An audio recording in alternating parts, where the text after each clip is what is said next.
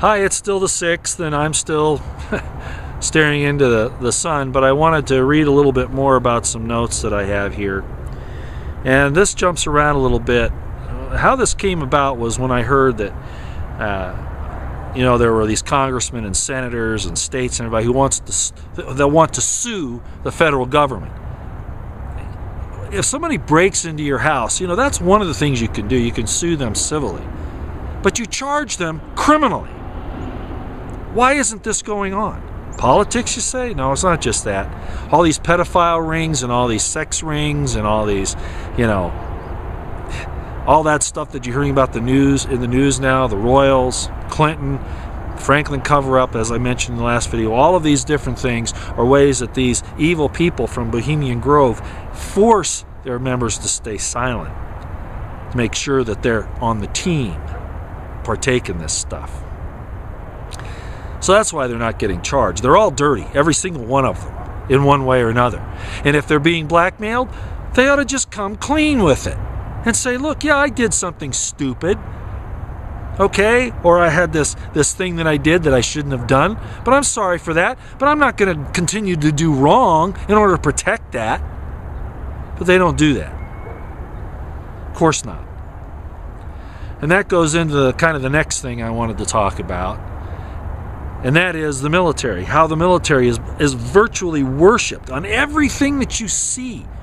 Courage, right? And this goes for law enforcement too. There is no honor in sustaining a dishonorable law. There is no honor in that. There is no honor in invading a foreign country under false pretenses, no matter what the reason. And if you don't know their false pretenses at the beginning, if you find out in the process, you need to back off and you need to tell your superiors that.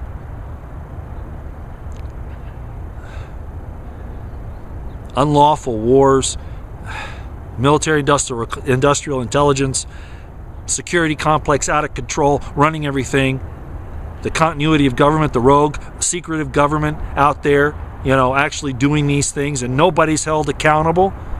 Members of Congress, the Senate, everybody's scared to death that nobody will speak up.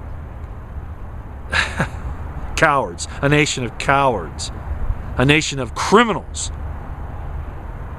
Well, I'm getting a little upset, I guess. The point is, the military is a necessary evil. We shouldn't look at it as this big glorious thing, Call of Duty games, and I've complained about those before, training people to love war, death, destruction, overpowering somebody else.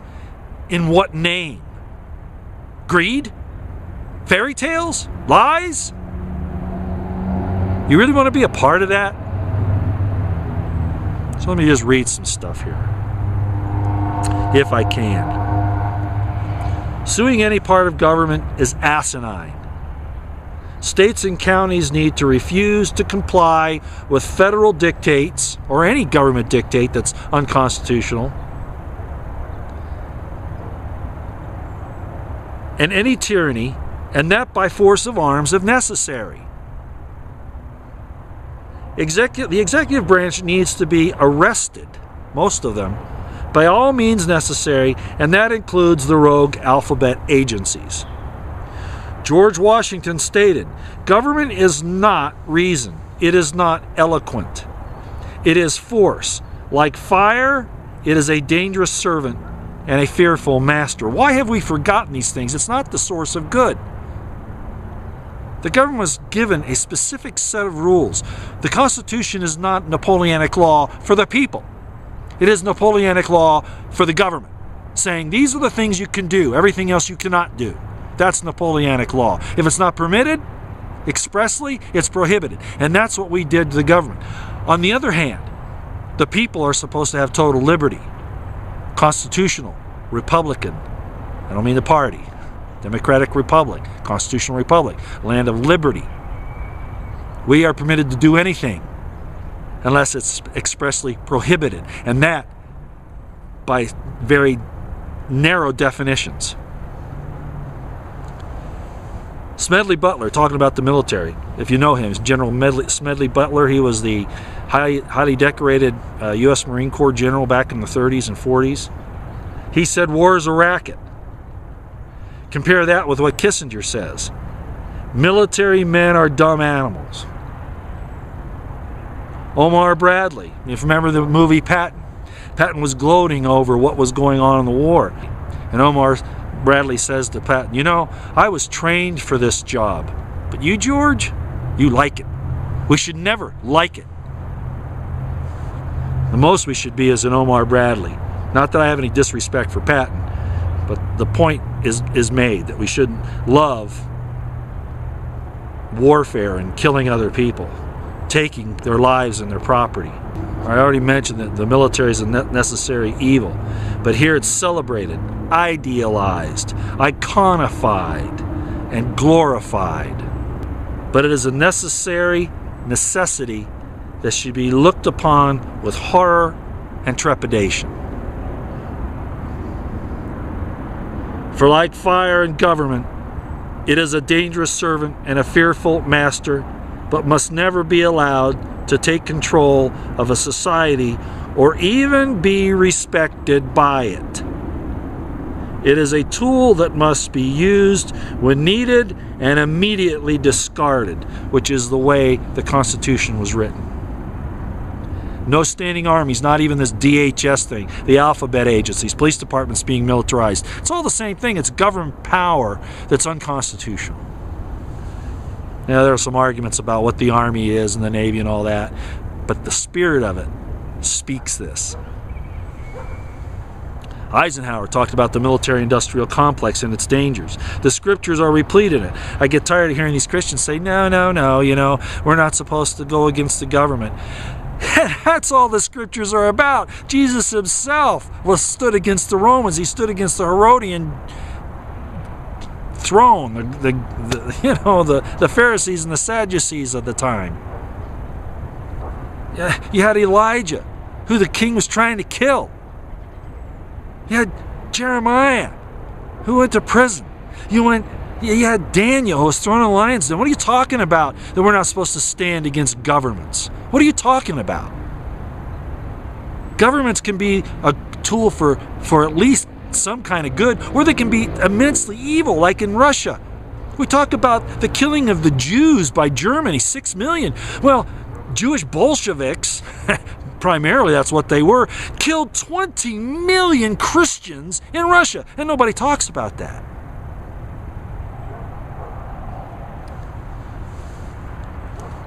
By the way, remember, I do understand that Jesus said, they who call themselves Jews and are not, but are the synagogue of Satan. I understand that.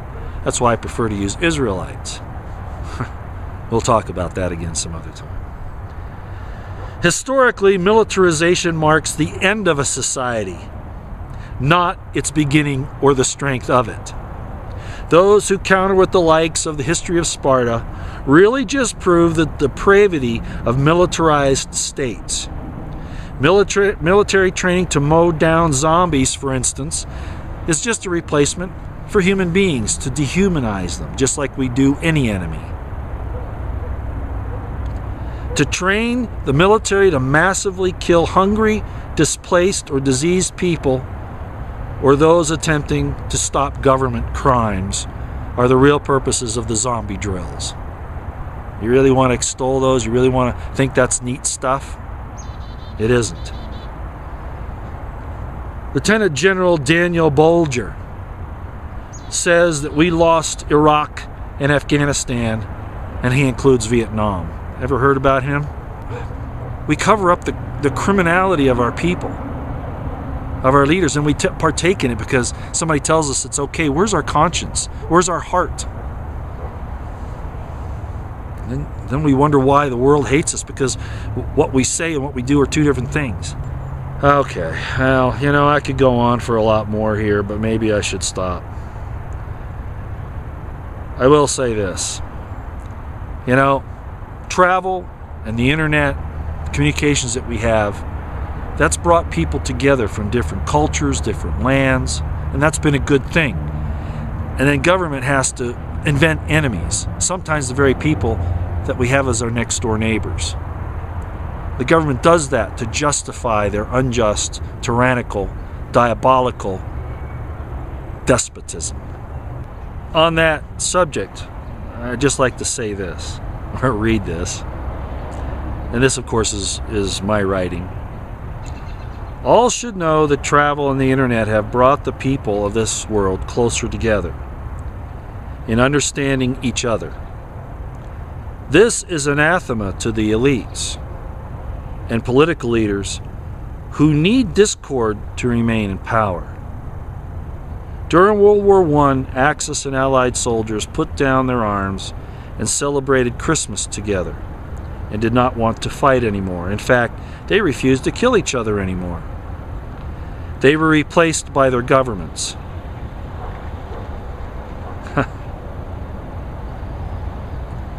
If ever there was a phony war, World War I was it.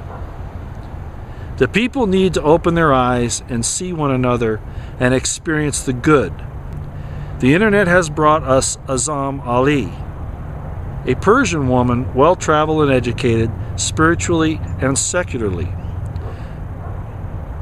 bringing the peoples of the earth a deeply meaningful music that transcends all artificial barriers and opens the souls of those who hear her. Thus it is that as we love and open our hearts, so discord evaporates. Evil will be so obvious shortly, it is right now actually, as opposed to good, that people will be left without excuse in which side they choose. And that's going on right now. Just a comment here. The government and these environmental groups and all, they say that CO2 and water vapor are pollutants. Did you hear that? In case you don't know, as I've said in some of my videos about chemtrails, CO2 is necessary for plants to conduct photosynthesis. It's a necessary part of the life cycle. Now you have governments saying that CO2 and water vapor, the things that humans exhale, not just factories, not just cars. Actually, cars are primarily, you're worried about carbon monoxide, but they've made it CO2. That's the one they talk about. Do you realize what they're doing there? They're saying that you are a CO2 water vapor pollutant. They're going after us, ladies and gentlemen. Us. Lower gas prices do not affect the tax per gallon. You're going to hear people, there are a lot of reasons, pardon me, why gas has gone down. The economic war with Russia. Some of the carbon taxes they want to bring in. And the taxes they say will have to increase because, you know, gas is selling for less. No.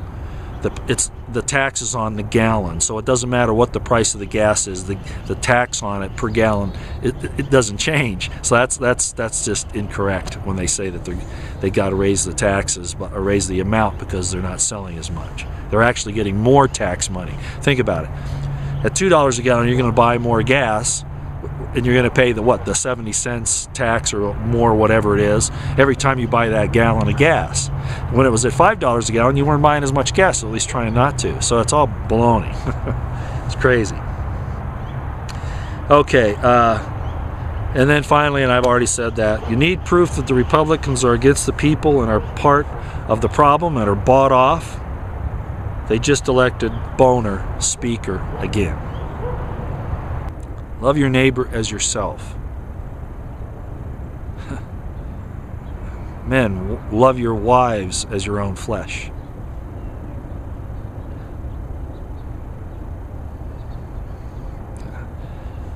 We go into a lot of that. Well, okay, so the next few videos are going to be about the importance of what's coming up in southern Nevada. That is going to be a barometer by which the divine decides whether or not he's going to help anybody.